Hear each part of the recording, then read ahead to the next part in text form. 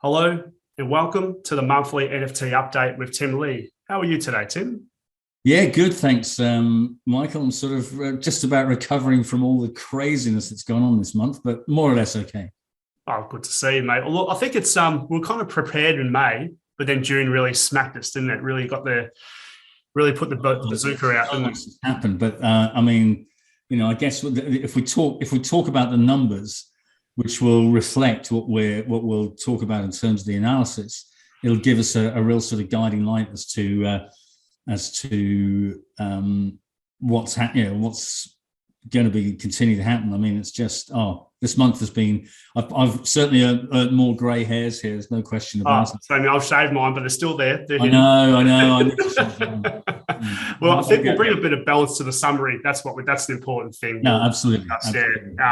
Per what we discussed last month too. So, okay, let's start with market cap for NFT. What are we seeing, mate? What sort of? The sales have been absolutely atrocious this last month. I mean, as a guiding light, and anybody can look at this data.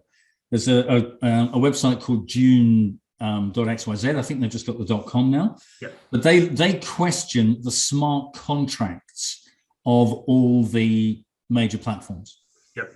And the sales on OpenSea, which historically has accounted for 92% of the marketplace, for the past 2 to 3 weeks have been sub 20 million, which is the lowest level they have been for almost a year. Right. And the monthly sales on OpenSea at the moment are about 650 million. And just to give your listeners an indication, the lowest level they've been in the past year has been 2.5 billion. Okay. So we're down by 75%. That's significant. Right. So the market cap, I mean, it's very hard to gauge where the market cap is at the moment, just in terms of, you can question the smart contracts which show the actual transactions. Yeah. But at a holistic level, we're probably around that 10 to 15 billion mark.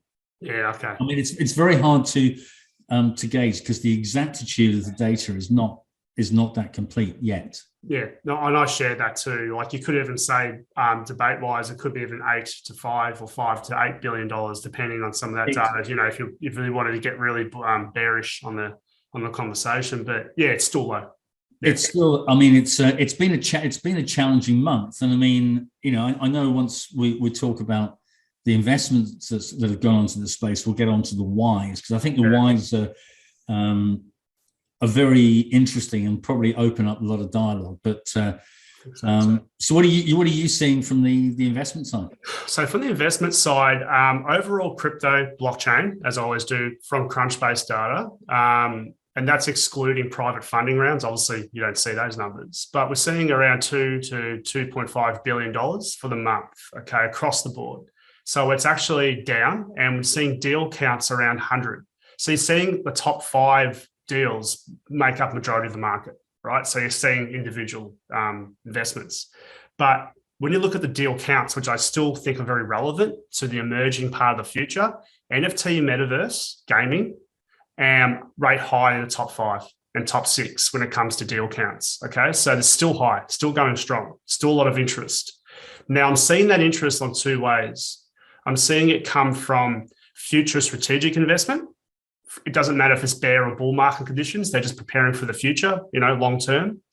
And then there's I want to be in the game kind of mentality. So people investing, or funds investing to businesses that later on probably will have to be consolidated because the market's too crowded, right? That's what I can see happen with that type of thinking. So yeah, that provides some clarity to what we're seeing. It's interesting. I mean, I've been to a couple of networking events since we last spoke, and have spoken to a couple of the VCs, and they're giving their portfolio companies, they're basically saying, look, this next 6 to 12 months could be really tough. Preserve your cash.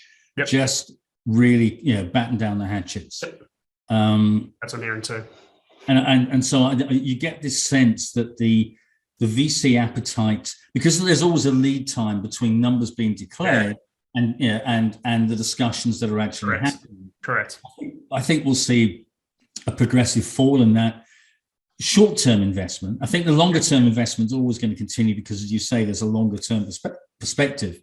And it's been allocated too. Like the way to discuss it, the way to see it, it's been allocated. They don't need to allocate more to later on next year if they go for further funding rounds. So they should let that funding extend and invest and build out their platforms, their business side. So yeah, right. From that point of view. It's really, we're at a really interesting time, isn't it? So I guess we've got the big question is, why has all this happened? Well, that's a good question. Are we going to start with macro? Do we want to use the word macroeconomic conditions? Is that why don't you look at the macro side and I'll look at what's been going on in the crypto space? Well, obviously we're seeing, interest rates due to the money printing. A lot of people don't understand that, to be honest. So I'm very cautious how we talk about it. But look, interest rates have gone up.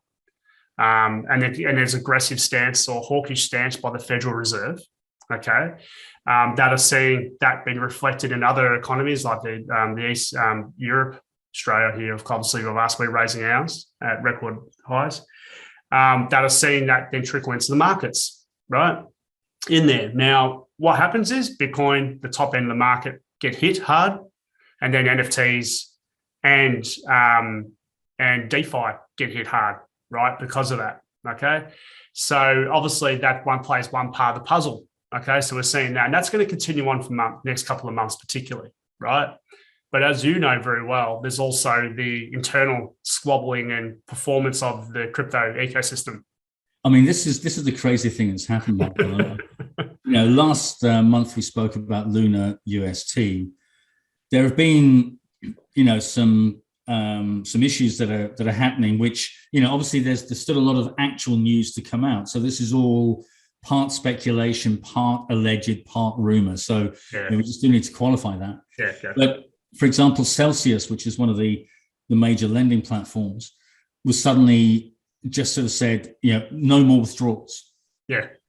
So an allegedly sort of decentralized structure saying there's no more withdrawals is sort of a bit of a centralized structure saying we're in control, you're not. And a lot has sort of been coming out from that there are some challenges, and again, nothing is concrete, but there have been there are some problems with Celsius. So much so that, for example, it was announced a couple of days ago that Goldman Sachs are looking towards raising money from investors to buy out the assets at a fire sale price. Rumors of Celsius trying to look at Chapter 11 over in the States, a whole variety of areas. But the challenge is that the money that's actually held as a lending platform, where people put money in to lend out, the alleged news that's coming out is that people may lose their money if it goes bust. Yeah, exactly right. Right? So the likes of FTX, which is a major crypto exchange, and Alameda Research that lend money, have allegedly been lending money on very, very tight, on a very, very tight rein. Then if they default, then the organization, again, this is all alleged and rumored. I understand. Will actually be able to buy at next to nothing. So there's just, that's causing contagion. Then there was an organization called 3 Hours Capital, which was a major investor in the whole space that has caught the brunt of, allegedly again, of the Luna UST debacle from last month. And that's had some contagion effects where, because the markets actually crashed, a lot of hedge funds will make a lot of money if they can actually get behind a crash going further, so they can short and just make a bucket load of money, which a lot of them have, right? So when it becomes a self-reinforcing negative cycle, the hedge funds get involved and actually push it down further. Because they know that a lot of key players in the space are going to have to liquidate a lot of their Bitcoin, Ethereum, and this type of thing. So there's been a lot of uncertainty in the space, and there's been a big fear of contagion. Right? In terms of, there have been so many issues that have happened over the past 6 months where certain protocols have been hacked and a whole variety of issues that nobody's actually declaring what the level of contagion is, because we've actually got the situation when you've got a regulated structure within the ASX or the New York Stock Exchange, NASDAQ, whatever it might be. If you've got a contagion effect where you might lose money, you have to declare that. Yeah. If you don't, you can actually be liable. Yeah. Or potentially liable, I think is the best way of saying it. Now, even though in the cryptocurrency space there is a public exchange, there is not the same regulated structure in place to say, hey guys, look, we're declaring we've got a problem. We invested in Luna UST. We're going to lose $100 million, whatever it might be. Yeah. Nobody has to declare that. So as a result, my real concern is that there's a lot of contagion beneath the surface that has yet to come out. Now, I really hope I'm wrong. I really, really hope I'm wrong. Unfortunately, I don't think I am, just from a pure instinct point of view. So I think there could be some more shoes to drop in the next 3 to 6 months. Yeah. When, because, and you can bet your bottom dollar, the hedge funds are just lining things up, waiting for one of these shoes to drop and then go, bang, let's actually really, shove Bitcoin and get it down to that 14,000 level, which meets the line of support beneath that. That's 17,500. So we've got this uncertainty in the market. And I think as we've spoken about before, whenever Bitcoin catches a cold, if Ethereum gets flu and NFTs get COVID. I mean, I can't remember these. No. We'll keep the narrative because look, you hit the nail on the head. That Celsius issue, it's attracting the attention of regulators and see the narrative play out now. Especially the last, I would say, week and a half, it's really nailed my reading and absorbed information. And it's quite obvious that they want to look at this. And it's obviously a part of that US presidential order for digital assets back in March. There's been a lot of agency conversation in the US, and that's then be filtered out and reflected out in other jurisdictions around the world to see what they're going to do. And I've seen a lot of narrative this month come out, especially from the US Fed and the SEC yesterday, around Bitcoin being a commodity or not being a security. We're seeing the US Jerome Powell come out and talk about the dominance of the US dollar being enhanced future and looking after it by the US central bank digital currency. Now, what's this got to do with NFTs? Plenty, because it has a flow-on effect downstream to it, right? To NFT purchases. Now, a lot of NFT purchases are done by young people at the moment and some older people, but a lot of the younger generation and who see a Bored Ape, right, and look at these things. And you go, well, how does that impact me? And they don't see that at the moment.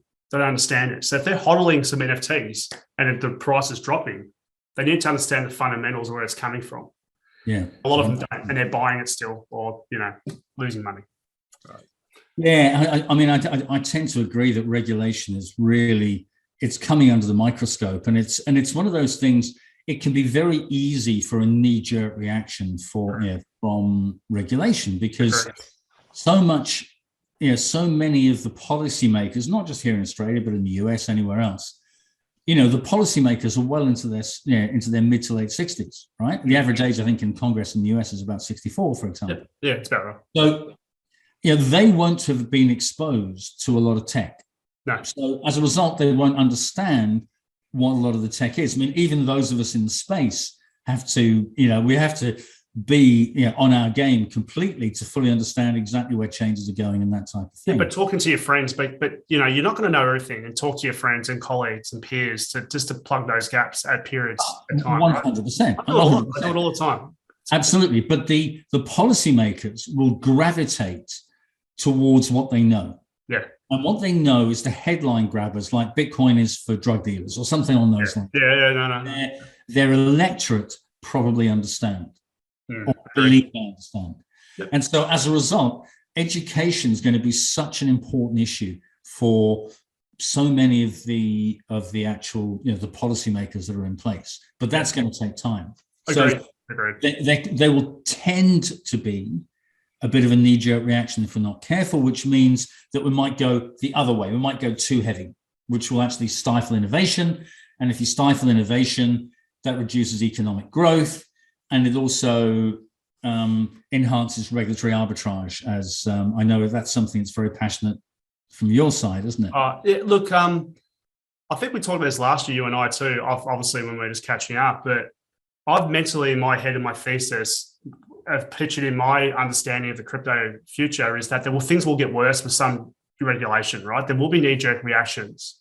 But this technology, as you said before, this technology is self-fulfilling in some cases. There's some things regulation can control and some it can't. Yeah. Right. And I think once they see that, they'll have to then balance up that knee-jerk reaction. And that's in my thesis. We will see drops and we'll see an attack, but I don't know how long that's going to last. How practical that can be policed when you make knee-jerk reactions and enforce it. Because look, let's be honest. Let's look at Pakistan, right, as an example of Bitcoin mining. They banned it. They were an early example, and now they're mining it because they knew they couldn't do anything. So they said, let's go and mine it. Let's make some money. Now, I know it's not the right jurisdiction necessarily to make an example of, but there's a lot of that going on. And a realization that you can't control all of it. So where regulators are used to controlling a lot of it, right? And this is going to change the narrative of how they think about approaching a new asset class. But again, it's education. That will come with time. But things will get hairy and hard in the short term to get to that medium term point. Yeah, I tend to agree. But the really good thing is, Michael, that I think everybody needs to understand is that, NFTs, for example, and the metaverse and all this type of stuff is a longer term play. 100%. So as a result, those that are in the Web 2 space, with traditional e-commerce platforms, e-commerce sites, this type of thing, are looking at Web 3, in terms of NFTs and the metaverse and saying, hang on a second, there's a lot of money going into this space. We need to be part of this game. And certainly, this month, there have been some really interesting things happening. For example, eBay, which came out in 1995 as one of the first sharing economy apps, all right, that's now got a market cap of about 25 billion, annual revenues of 10 billion, has just acquired Known Origin, which is an NFT platform. Yeah. Right. So obviously they're saying, hang on a second, there's something going on here. So they've actually sort of, acquired on that side. Then we've actually got Tag Heuer, the watch people, right? And they have just announced a new model whereby you can actually have your NFTs in the background on the face of your Tag Heuer watch. Cool. And the idea is they've taken a bit of a leaf out of Twitter's book. That to confirm that you own the NFT, it's in the form of a hexagon, just like Twitter. Yeah. So what that says is, hang on a second, there's something going on. And then when you look at Shopify, right, one of the biggest platforms for e-commerce globally, has just announced they are token gating. Yeah. Now, just to sort of give an indication of what token gating is, this is the idea whereby if you actually have an NFT token that can be confirmed to be yours, in other words, it'll link to your cryptocurrency wallet and will identify you as the owner of that NFT, right? That means that you can then get access in a shopping mall or something along those lines to, for example, maybe your most loyal followers. Mm-hmm. So it might be those that have got an NFT that really believe in your product, whatever that might be. And only if you have an NFT which is confirmed can you get access to special deals. Yeah. Right? So Shopify have announced that. Yeah. Right? So what that means is we've got eBay, which is the most Web 1, as well as Web 2, looking at getting into Web 3. You've got Tag Heuer as a watch manufacturer getting into Web 3, linking into this, the digital structures. You've got Shopify. I believe they're the largest shopping e-commerce software around. So they are embracing it. There's WooCommerce as well, isn't there? But Shopify, are actually embracing it. And so it's following on from the money that's being invested by VC firms and by corporates into these sorts of areas. And again, when you look at classic Web 2 to Web 3 and classic brands, Yep. right? For example, what have we got? There's Mattel Toys. Yep. They're dropping an NFT. They're dropping NFTs on July the 19th, I believe it is. Something like that, yeah. Blockchain, which is those that had crypto kitties, they've got NBA, Top Shots, all this type of stuff. Nickelodeon, right? These are all classic names from that sort of 80s and 90s, right? Nickelodeon getting on board. They're launching NFTs. So these are brands that are kid-friendly that are coming into the NFT space. Now, if you think of where that links into Epic Games, which has produced this gaming platform called Fortnite, open source, anybody can play it, right? And it's free. Yep. They announced as we spoke about last month, that there's a funding round of $2 billion they've actually raised, linked, and the main backers of that round are Sony and Lego to go for a friendly family metaverse. Yep. So you can just see the dots beginning to connect. Strategic dots too at that. And irrespective of the bear market activity, right? Absolutely. So it's like anything. If you want to see where the future is, follow the money. Yep. Right. And you've nailed it, just by the way, with the private money there for the last couple of minutes there. So on top of the VC money that's publicly stated, you can see it. Then you've got the money coming from the Web 2 or the corporate side on top. So it pushes that number well high when it comes to the investment that's undisclosed. Yeah. Because once you get more and more parties doing that, it becomes a self-fulfilling prophecy. Correct.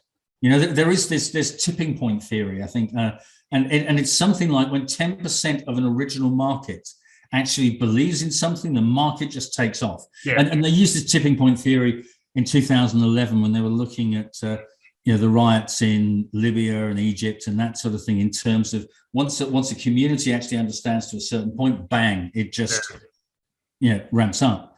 So we're going to come to a stage at some stage where things are just going to explode, and people will say, "Where the heck did that come from?" But by listening to your great comments, Michael, and that sort of thing, and just us collectively sharing information, it positions people ahead of that curve. Agreed. So it's because there's a rumor. Now, this is a rumor. Now, it has been leaked, apparently. But Grand Theft Auto, the computer game? Yeah. You ever played as a kid? Oh, yeah. A lot of my friends, yes. Right, okay. It was leaked. Now, of course, leaks can always be that precursor to, this is the first bit of our marketing. Yeah. It's been alleged that there is a cryptocurrency being built into Grand Theft Auto, which is due to be coming out in 2024. Which makes sense. Right? But there's going to be a play to earn capacity. There you go. Reward systems. Right, exactly. Now, it's a rumor, okay, that has allegedly been leaked. So, goodness knows where that's going to go. But if you consider, and the actual, I did a quick bit of research on the numbers, so please forgive me, I'm just checking my numbers here. 143 million people have played Grand Theft Auto on PlayStation. Yep. And 72.5 million on Xbox. There you go. You've got close to 210 million people, right, that have played Grand Theft Auto, that now have the ability potentially to have cryptocurrency built into the game, plus a play to earn structure. So what that means is it opens up the mainstream audience. Totally. You look at eBay, that opens up the mainstream audience. You look at Shopify, that opens up the mainstream audience. And receiving NFTs and cryptos and whatever it is on tokens without even knowing it. 100%. And as soon as collectively the industry can actually abstract the complications of tokens, buying tokens, cryptocurrency, MetaMask, and terminologies that come with it. Yeah, absolutely. Let the marketing just go back to traditional mainstream wording. 100%, because it's like the internet. Nobody wants to know it's about HTTP going under the surface. You just want to connect to the internet. You don't want to know how Wi-Fi works. It just goes on under the surface. Correct. And you just want cryptocurrency or whatever the equivalent might be. You just want that to be easy to use, nothing else. That's it. And as soon as we get to that point, we're going to see a lot of interesting things coming through. But I mean, I'm just looking at just one other thing. Just to have one, I want to have something on the opposite side as well. All right. Bill Gates came out on NFTs and said it's the greater fool theory, right? That the next person is buying because they're a bigger fool than the previous person. So it's almost like this sort of quasi-Ponzi scheme. So I want to put up that opposite side as well. I think it's a very valid comment, by the way, based on current conditions. And if you're an analyst, let's say you're an analyst that's gone into PwC or, Accenture or whatever, and doing a crypto report or NFT report, right? And you have to do it with a bit of balance in a team, in a research team. The report should say it looks wrong. It's not good. It's got low quality. It's got challenges, right? That's fair. Yeah. Cool to say what I'm hearing, because I'm saying the same. I'm not sitting there allocating a whole lot of money to this. And again, not financial advice, but I'm not, because the quality is not there. Or perceived quality is the word. Sorry, perceived quality for me is not there. Yeah. So, but I know you see a lot of difference, but the public markets, that is. Yeah. And it's there for a younger generation. But again, that self-fulfilling prophecy. But as the market improves, this investment we've talked about in this segment so far today for this month is showing what the market will look like in 2 to 3 years with a type of investment from private sector and the VC sector with the data publicly, right? Showing where it's going. And of course, there's the big one where Cristiano Ronaldo has now signed up with Binance for their NFTs. Huge. 101 million Twitter followers. Yep. Probably the one of the most iconic, football, soccer players in the last generation. He's brilliant. Right? Coming into NFTs. Yeah. Now, I'd hate to think how much Binance actually paid him to get on board, but it's again, it's Web 2 to Web 3. It's bringing that mainstream audience into this space. So it's I think long term this space is just going to be amazing. Agreed. And that's that balance we're talking about. There is a lot of balance the negative news that's occurring, the macro conditions that are influencing market behavior at the moment. But there's a lot of stuff going on behind the scenes in regulation and investment in that space. And it's really interesting when you look at the Bored Ape Yacht Club, which is even though it's only just over a year old, it is considered a blue chip NFT. Yeah. There was in this month, there's been a thing in New York called NFT NYC, and they had it last year. That's the first one. And last year, there were billboards on Times Square, big NFTs, buy this, buy that, buy that. This year, only 1 or 2 billboards. All right. But on the same day that NYT NFC opened, a film came out that actually explored the potential for Bored Ape Yacht Club to actually have Nazi tropes within it. And it's an hour-long video. It's available on YouTube. And it's really, it just shows where this market is. I also remember from the music industry, talking to some producers over the years, and they said, if you get a hit, you get a rip, right? In terms of people claiming it was my song, yada, yada, yada. Yeah. And of course, Bored Ape have been this, they've been this icon in the NFT space. And so there's this artist who over the past year has been putting out all these comments around the imagery of Bored Ape Yacht Clubs coming from, being very similar, allegedly, to sort of Nazi imagery from World War II. And suddenly this movie came out at the same time, but the original artist who put all this commentary out actually put out a collection of Bored Ape Yacht Clubs, exactly the same, but identifying where the history came from. So immediately, Bored Ape Yacht Clubs issued a lawsuit. Response. Takedown notice. OpenSea have taken it down. This is sort of a relatively breaking sort of news element, but it just shows when there's a market that's unregulated that you're just going to get trolls. You're just going to get all this type of stuff going on to try and undermine, the top names. So I think there's just what we're seeing. I think as a holistic level is because we're in bear market conditions. bear markets expose weaknesses. Totally. When the tide goes out, you know who's been swimming naked. I think that's a Warren Buffett quote, right? 100%. And I think this bear market I'm seeing has been a good bear market across the board. It's flushed out some rubbish. It's got rid of the tourists. It has. There's been some absolutely. It's been seething under the hood and it needed to be flushed. And there's still more to go. But it'd be good. It'd be good to see here. It'd be good to go forward with because obviously we've got more regulation. Look, the regulation has to come to space for it to grow to mainstream to give that value people are wanting in their long-term hodling. Whether you're hodling DeFi, Bitcoin, or you're doing NFTs, there's a long-term thing that needs to occur, and this flush out needs to happen. So yeah, I think I think this last month has really crystallized a lot of the way in which regulatory thought will go forward. Agreed. No, agreed. And look, we've got other segments on this newsletter too that look at regulation with Mark Montoya, who does it from the US there. So we're making a particular note this month, and I have the central bank digital currency update, is that we're now halfway through this cycle for the presidential order with all the agencies making discussions on digital assets and assessments and regulatory alliance with all the agencies. So that's looking to September to get those reports out and the outcomes. So we're now halfway through. So I think between now and September, I assume we'll see more leakage of information and findings from these reports being leaked to the media, I assume. And I don't think it's all just going to wait to September and then release it. But I think we'll start seeing some comments and feedback to all those discussions. So yeah, I think it's about sort of watch this space. I mean, we've got short-term pain. Yeah. Long-term gain, I think. I agree. I totally agree. And look, with these interest rates, obviously interest rates being increased, and that it'd be interesting between now and September how this plays out, that game of rising, and seeing how that kind of balances out the markets to go forward strategically. So yeah.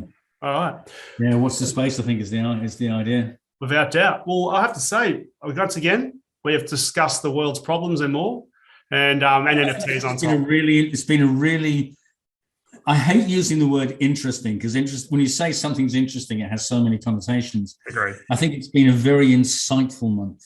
Yeah, same. And human behavior has really come to the fore, and aggressive commercial behaviors. And it's no longer DeFi is full of mates. It's DeFi is full of opportunity, vulturistic opportunities. How do we capitalize on it? Yeah, and look, and our discussions and with these bear conditions coming up, it's actually got our fundamentals brains really, our education and understanding space really exercised. And I think it's what I'm liking is that I've been calm about it, and it's no surprise what I'm saying. Yeah. And I think that says a lot to where it's going. Yeah. And our discussions reflect that. Yeah. Well, we'll see how it progresses to next month. I will. I'm looking forward to it as always. It'll be the halfway through the year. So all good, mate. We're nailing it. Oh, well, thank you very much as always. And we'll touch base next month. Sounds great. Thanks, Michael. Thank you. Bye-bye. Yeah.